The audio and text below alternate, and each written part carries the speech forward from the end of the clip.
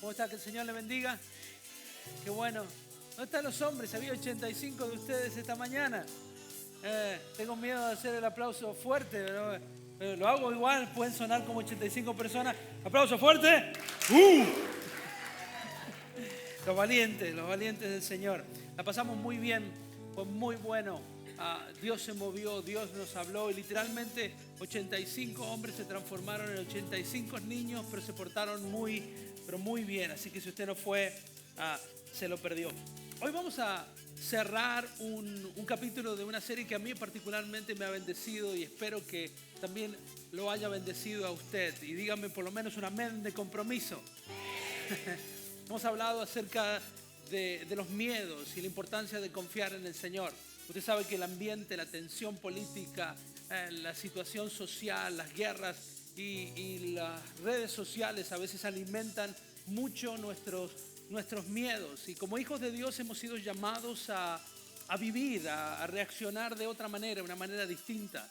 Y dentro de los temas que hemos hablado acerca de la importancia de poner nuestra fe por encima de nuestros miedos. Me encanta cómo suena en inglés, fear over faith. No, faith over fear. Han sido 3 largos días. No es fácil estar con 85, fue muy bueno, fue divertido. Hablamos la semana pasada que somos portadores de algo, que todos somos portadores de algo. Recordamos los días del COVID donde todos nos mirábamos a nosotros mismos como tal vez posibles portadores del virus y todos entendíamos que somos portadores de algo. Y la verdad es que sí, que todos somos portadores de algo. Aprendíamos la semana pasada, o somos portadores de malas noticias y que la gente quiere evitarnos, o somos portadores de buenas noticias. Y somos portadores no tan solo de buenas noticias, sino que somos portadores de las mejores noticias. ¿Cuántos dicen amén a eso, de las buenas nuevas del Evangelio?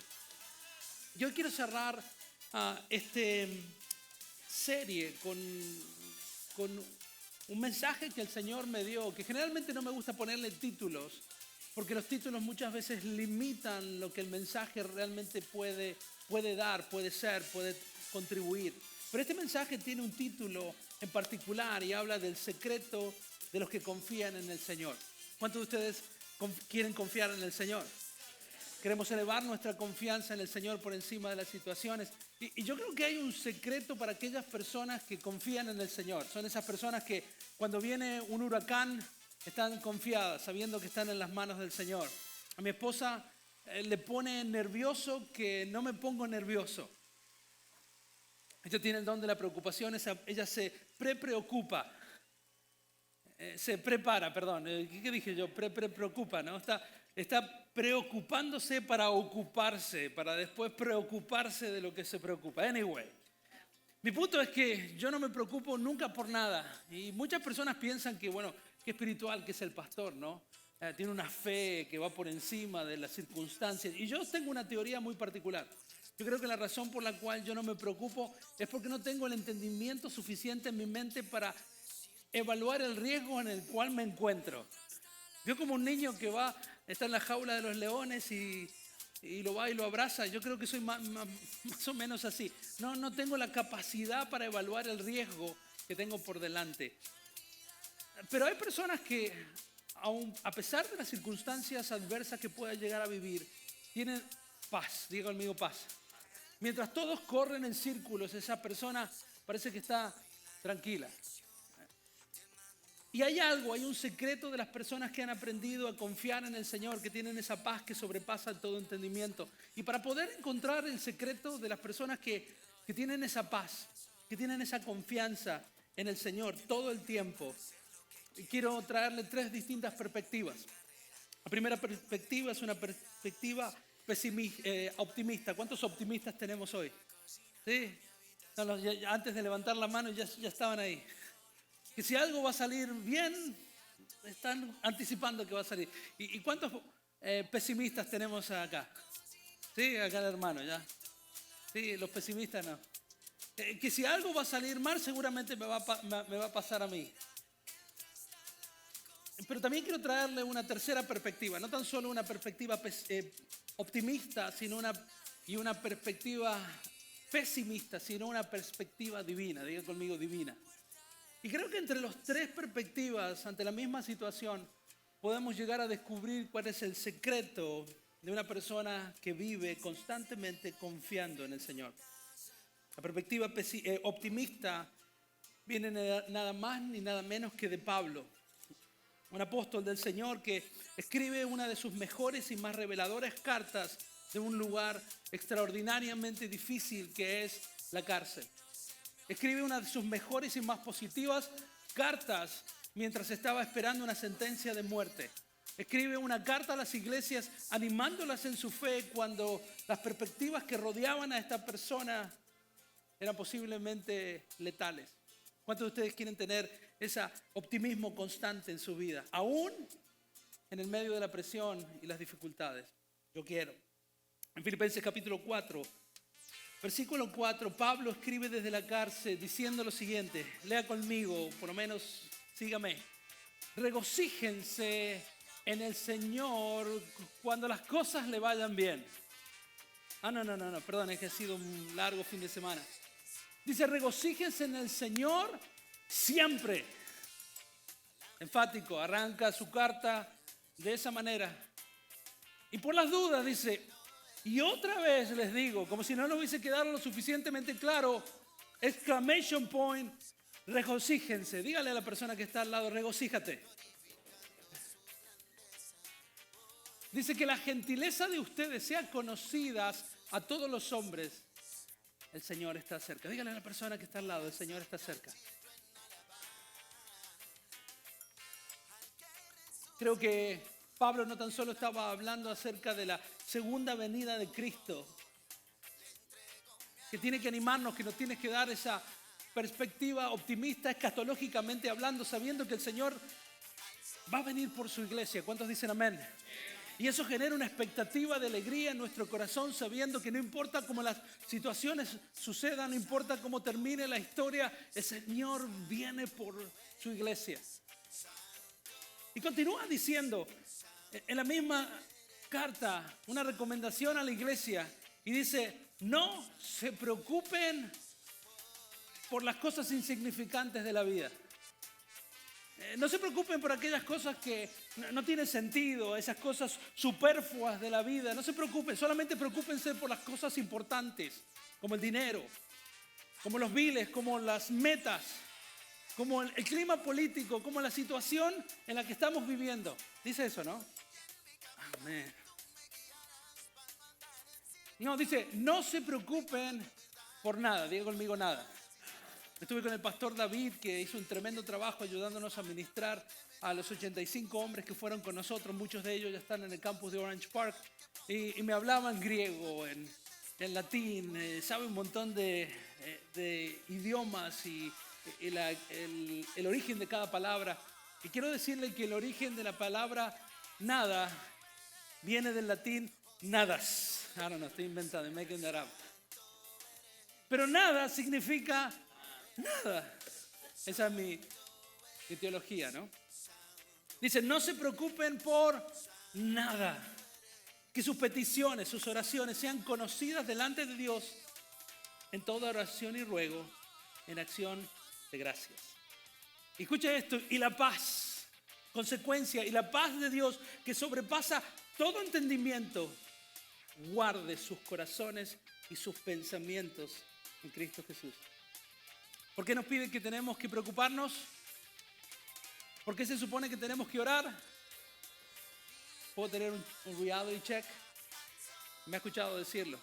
Pero la verdad es que lamentablemente vivimos preocupados porque nunca oramos por nada y nos vivimos preocupando. Creo que estamos haciendo algo mal, ¿no? Y tenemos la fórmula de vivir una vida de confianza plena en el Señor porque podemos simplemente llevar nuestras peticiones al Señor, decirle, Señor, está en tus manos. You got it. Señor, voy a orar por todo y no me voy a preocupar por nada. ¿Saben que si empezamos a dejarle nuestras preocupaciones en el altar del Señor, no significa que somos unas personas irresponsables, somos unas personas llenas de fe? Que sabemos que vamos a ocuparnos solamente de las cosas que podemos controlar, que by the way, son prácticamente nada. Y podemos dejar el resto, el 99.9% de las cosas, al Señor. Pablo manda a los creyentes no tan solo a no preocuparse por nada, no tan solo a que oren por todos, sino que estén alegres. Diga conmigo, sonreí. La Biblia dice que la sonrisa embellece la cara. Hay unos hermanos que me llevé, los 85, que muchos de ellos necesitaban sonreír, queridos, sonreír. Me hace acordar una historia de un muchacho que terminó el seminario y quería ir a las misiones y quería casarse y quería pastorear y quería hacer muchas cosas, y su denominación le impedía hacerlo, al menos que se casara. Y dice que vivía en una pequeña iglesia rural y no había mucha gente, no muchas personas nuevas, y tenía el deseo de casarse, y pasaron los años y no llegaba la persona adecuada a su vida. Pero había una chica que, pobrecita, no había sido agraciada por el Señor, pero cantaba como un ángel. Y pasaron los años y quería servir al Señor, y el prerequisito era casarse, tener una familia y comenzar el ministerio. Y bueno, nada, el tiempo pasó, esta chica lo amaba, se casaron, y dice que fueron en la luna de miel y se despertó y la miró y se asustó. Al otro día, usted sabe, cuando el make-up ya no está, y le dijo: cantá, querida, cantá.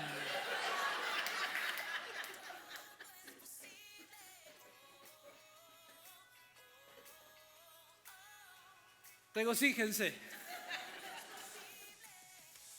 En el medio de la adversidad necesitamos no preocuparnos por todo, sino por orar por cada una de las cosas.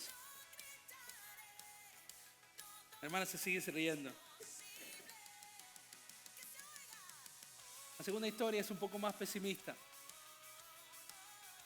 Y también es acerca de otro hombre, un hombre que conocía realmente de Dios. Un hombre que no era extraño al mover de Dios, al poder de Dios, a las manifestaciones de Dios. A su nombre es un héroe en la fe judía. Su nombre es Elías. Es un gran profeta de Dios. Está entre el podio de los profetas mayores. Cuando hablamos de mayores, hablamos de los más importantes y significativos que Dios había utilizado. Pero lamentablemente, aún las personas que más han tenido encuentros con el Señor, que más conocen de la palabra del Señor, que han caminado con el Señor, pueden tener una perspectiva negativa y pesimista con respecto al futuro. No tengo tiempo para enumerar la cantidad de milagros que Elías hizo, pero entre los cuales se encuentra la multiplicación de comida, la resurrección de los muertos, incluso vencer a 450 profetas falsos que se levantaban en contra del conocimiento del Señor. Elías fue una persona que tenía uno de los únicos superpoderes que me gustaría tener en la Biblia. ¿Ha visto esos icebreakers? ¿Qué superpoder le gustaría tener? Unos dicen volar, otros dicen adivinar lo que la gente está pensando. Yo tengo un deseo. Me gustaría tener el superpoder de Elías, que permitió que el fuego bajara y consumiera algo. Me encantaría. Hay momentos de enojo que digo: Señor, el Kia que está delante en la 95, que tu fuego venga, Señor. ¿No le ha pasado? Elías conocía al Señor. Había visto milagros derecha e izquierda, había experimentado el poder de Dios, había sido testigo de privilegio en primera fila de los grandes milagros y proezas de Dios. Pero aún así, dice la palabra del Señor en Primera de Reyes, capítulo 19, versículo 3, que tuvo miedo. Y léalo conmigo, dice, hablando de Elías, dice que él tuvo miedo. ¿Y sabe por qué tenía miedo Elías? Y le va a sorprender, y los hombres hoy ya, muchos de ellos ya están en Orange Park. No tenía miedo a los ejércitos, a los 450 falsos profetas de Baal. No tenía miedo a los reyes, los cuales se enfrentaba prácticamente a diario. Pero le tenía miedo a una mujer. ¿Cuántos hombres le tienen miedo a su mujer? Yo he visto hombres ir a la guerra a Irak, ir a a combatir contra el enemigo, pero al momento de hablar con su esposa decir, no, pastor, es que usted no conoce a mi esposa. El nombre de esta mujer no era el tamaño, ni su nacionalidad, ni su verborragia, ni que es parte de un matriarcado, sino que su nombre era Jezabel. Y representa un espíritu de control y de hechicería que Jezabel estaba enojada con Elías porque había revelado el pecado. Y esta mujer solamente quería una cosa, no quería un anillo de un store famoso, no quería nuevos zapatos, no quería un Cadillac, lo que quería era la cabeza de Elías. Y dice que Elías tuvo miedo. En Primera de Reyes capítulo 19, versículo 3 dice, y tuvo miedo y se levantó y se fue para salvar su vida. Y vino a Berseba de Judá y dejó allí a su criado. Y dice que anduvo por el desierto un día de camino y vino y se sentó bajo un enebro, una pequeña sombra. Y mire lo que hizo Elías, este hombre de Dios que corría de esta mujer. Y dice que pidió morirse. De hecho, consejerías matrimoniales y hay hombres que han deseado lo mismo. Pero este estaba deseando de morirse de verdad. Dice que pidió morirse y dijo, basta ya, Señor, toma mi vida porque ya no soy mejor que mis padres. El miedo de Elías tenía que ver con no tan solo su muerte física, ni tan solo el cansancio de la persecución, sino darse cuenta que tenía los mismos miedos que había acusado a sus predecesores, que no habían tenido suficiente fe y confianza para seguir firmes en los caminos del Señor. Es por eso que creo que necesitamos aprender de los errores de alguien más. ¿Cuántos dicen amén? Saben que podemos aprender de nuestros propios errores, pero es mucho más barato y conveniente aprender de los errores de los demás. ¿Cuántos dicen amén? Es por eso que usted está aquí, ¿no? Está aquí para aprender de mis errores, que los cuales han sido muchos y dolorosos. Pero la palabra del Señor nos enseña nuestros mentores, personajes que podemos aprender. Saben que cuando estamos en una situación límite, lamentablemente, si tenemos una actitud pesimista y no tenemos la confianza en el Señor, cometemos estos 3 errores. Número 1, nos atemorizamos y salimos corriendo. ¿Cuántos de ustedes han salido corriendo de un miedo? ¿Cuántas personas tienen miedos infundados? Y cuando el miedo inunda a una persona, nubla nuestra vista y empezamos a tomar malas decisiones. ¿Alguno de ustedes ha tomado malas decisiones basado en el miedo? Algunos que han invertido un dinero y ponen $100 en un account y son inversionistas y hacen así, vende. Empiezan un negocio y tal vez las ventas del primer día, de la primera semana, no funcionan y dicen, no, esto no es para mí. O tal vez usted salió con un muchacho y tal vez no fue la mejor elección y dijo, todos los hombres son producto del miedo. Pero aquí en la iglesia de la ciudad tenemos hombres usados por Dios. ¿Saben qué aprendimos en este tiempo? Los hombres usados por Dios, hablamos del corazón del hombre que es usado por Dios. Hablamos del carácter del hombre que es usado por Dios. Hablamos de las características de los hombres que es usado por Dios. Aprendimos cosas como a usar la pala. Diga conmigo la pala. ¿Sabe que una de las herramientas que estos hombres pensaban que le íbamos a dar, le íbamos a enseñar a usar la palabra del Señor y la espada del Señor, porque son guerreros del Señor? O que le íbamos a enseñar como los arqueros que describe la Biblia. No, les enseñamos algo mucho más práctico, ¿sí o no? Les enseñamos a, primero, usar la pala. Diga conmigo, usar la pala. Hay un versículo en la Biblia que dice que cuanto más grande el granero, más grandes los bueyes. Y en casa necesitamos aprender a usar la pala. Diga conmigo la pala. Y eso significa que cuando nuestros hijos chocan el carro y tenemos que pagar el deducible, no tenemos que enojarnos con ellos más de lo debido. Tenemos que agarrar la pala y limpiar el granero. ¿Cuántos dicen amén? Cuando nuestro sobrino que su papá lo abandonó y está en la cárcel y tenemos que hacer un bailout, lo dejamos 1 o 2 días para que aprenda, pero al tercer día ponemos el down payment y agarramos la pala por el error que cometió. Cuando nuestras esposas nunca hacen nada y nunca tenemos que limpiar nada, pero nosotros, los errores que nosotros hacemos, tenemos que limpiar. Están todos pensando. Pero también les enseñamos, esa es una tarea solitaria, porque cuando uno tiene que limpiar el granero, usted sabe a qué me refiero, ¿no? Cuanto más grande el animal, más para limpiar. Eso dice la Biblia. Pero tan solo, eso es un trabajo que hacemos solo, pero también tenemos que hacer un trabajo con el hacha, donde necesitamos estar los unos con los otros y afilarnos y animarnos y cortar de raíz ciertas cosas en nuestras vidas. Pero eso aprendimos en el retiro. Si usted se lo perdió, usted se lo perdió. ¿Sabe lo que segundo que hacemos? Nos alejamos del Señor y de las personas que nos pueden ayudar. Eso es lo que dice Primera de Reyes, capítulo 19, versículo 3. Y dice, y vino a Berseba de Judá y dejó allí a su criado. Él anduvo por el desierto un día de camino y vino y se sentó bajo un enebro y pidió morirse. ¿Sabe que no tan solo tomamos decisiones malas, apresurados, salimos corriendo de una situación porque el miedo supera nuestra fe y empezamos a tomar malas decisiones, sino que no tan solo eso, empezamos a abandonar a las personas que más nos pueden ayudar. Es por eso que cuando el miedo toca la puerta, lo primero que las personas hacen es dejar la iglesia, dejar sus líderes y correr por su vida. Es como que si yo me quiebro un brazo y veo un hospital y salgo corriendo para otro lado. Veo un médico y huyo por la ventana de mi carro. No tiene sentido, ¿verdad? Pero precisamente cuando el miedo nos invade, en vez de correr de la situación, necesitamos correr a los pies de Cristo y rodearnos de personas que puedan afilar nuestras hachas.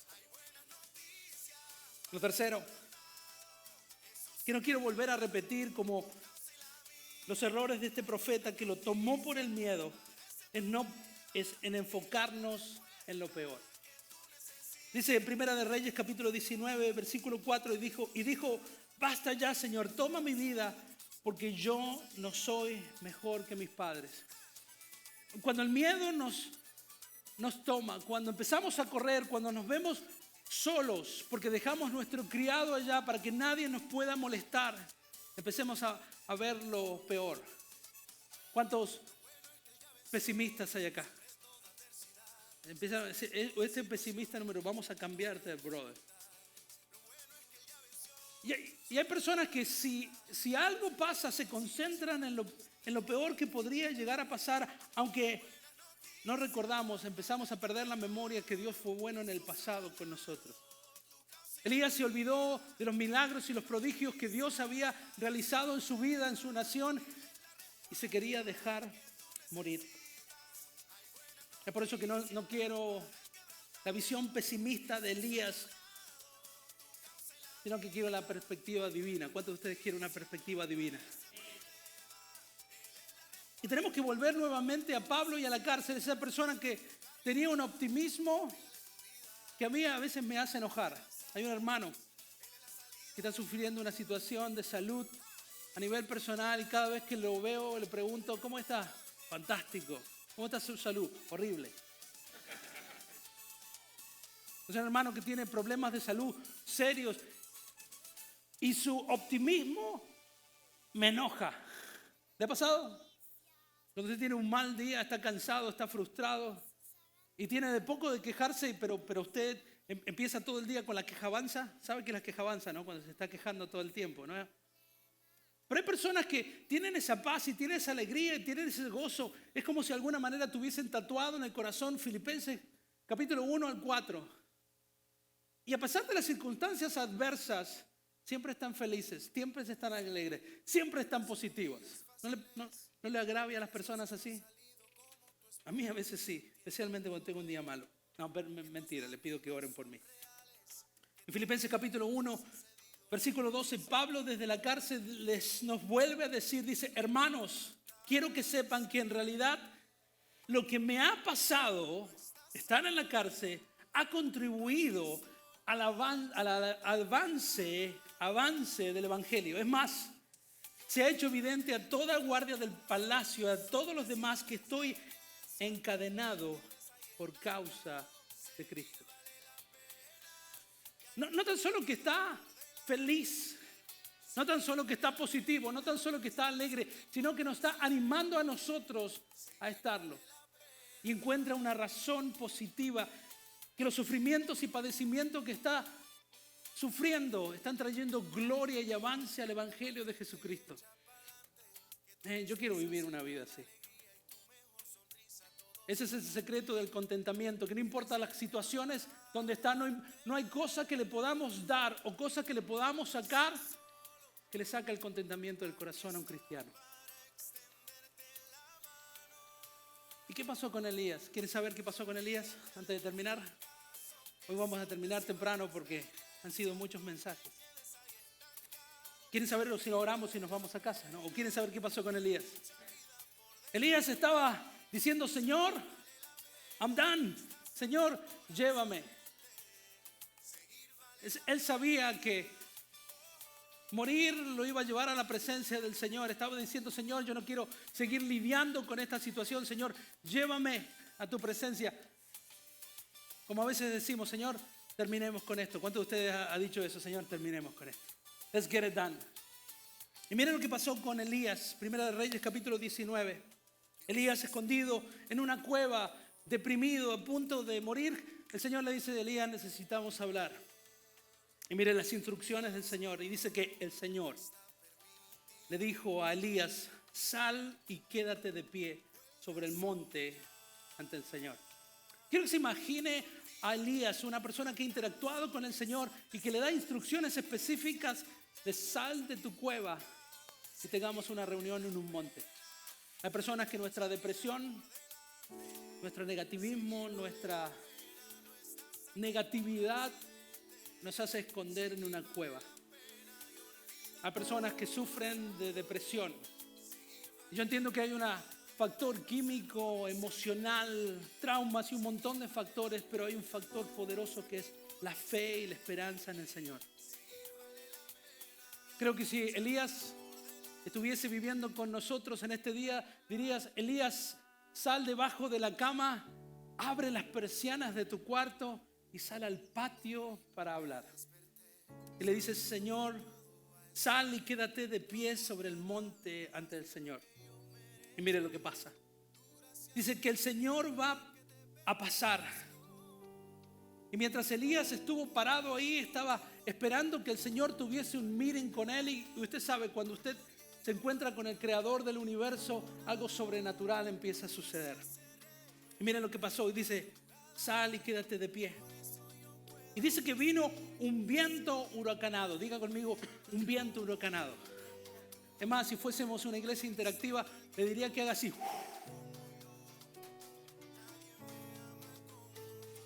Y viendo que sacudían los montes y quebraban las peñas delante del Señor, pero el Señor no estaba en el viento. No importa qué era importante, tan sobrenatural, el viento había pasado de izquierda a derecha. Y Elías decía, está el Señor ahí, y el Señor no estaba en el viento. Tras el viento, dice la palabra, hubo un terremoto. Diga conmigo, terremoto. Pero el Señor tampoco estaba en el terremoto. Y tras el terremoto, como introducción, como un presidente, sino como el Rey de Reyes y Señor de Señores, pasó el viento, pasó el terremoto, y después del terremoto hubo fuego. Diga conmigo, fuego. Ese fuego de Dios que yo decía.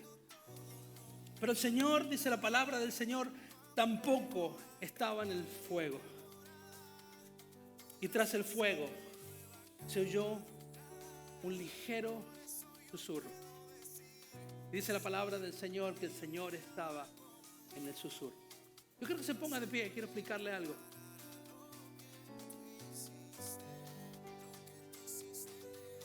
Yo no sé qué idea usted tiene del Señor. Por un lado tenemos que entender que necesitamos una revelación mayor y más grande cada semana, cada día, para entender la grandeza del Señor. Si la semana pasada usted pensaba que el Señor era huge, quiero desafiarlo para decirle que es 7 veces huge de lo que usted pasaba. Yo sé que tenemos la tendencia de reducir al Señor a un tamaño de bolsillo para que nuestros pecados no se sientan tan mal ante la imagen de un Dios que podemos imaginar o manipular. Solamente la introducción del Rey de Reyes, teniendo una reunión de staff meeting con su profeta, pasó viento, pasó fuego, pasaron terremotos, pero el Señor decidió no estar ahí. La palabra del Señor dice que estuvo en un susurro. Amílcar, ¿sabe qué hay que hacer para estar en un susurro? Cuando le digo, Amílcar, significa que estoy lejos. Pero para poder entender que Dios está en un susurro, tiene que estar cerca. El Señor está cerca.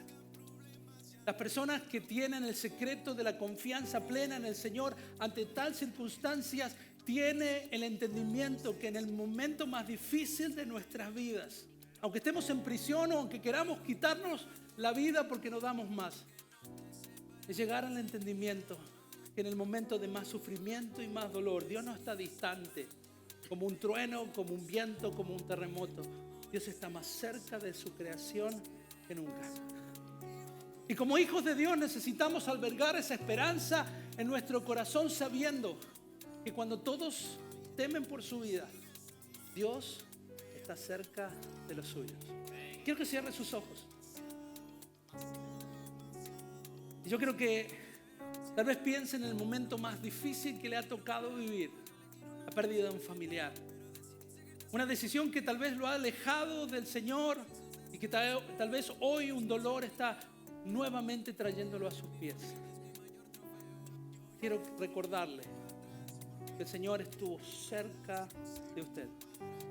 Tal vez imaginábamos que el Señor se iba a manifestar de una manera distinta con el fuego, con el terremoto, con señales o con imágenes, pero el Señor decidió revelarse a estos hombres en su proximidad. Es por eso que Pablo escribe en Filipenses capítulo 4, versículo 4. Cuando comenzamos a leer, Él nos dio el secreto del contentamiento, el secreto de la confianza plena en el Señor. Dice, regocíjense en el Señor siempre. Y otra vez les digo, regocíjense. Que la gentileza de ustedes sea conocida de todos los hombres. Y el secreto es saber que el Señor está cerca. ¿Por qué no adora al Señor que está más cerca que nunca hoy?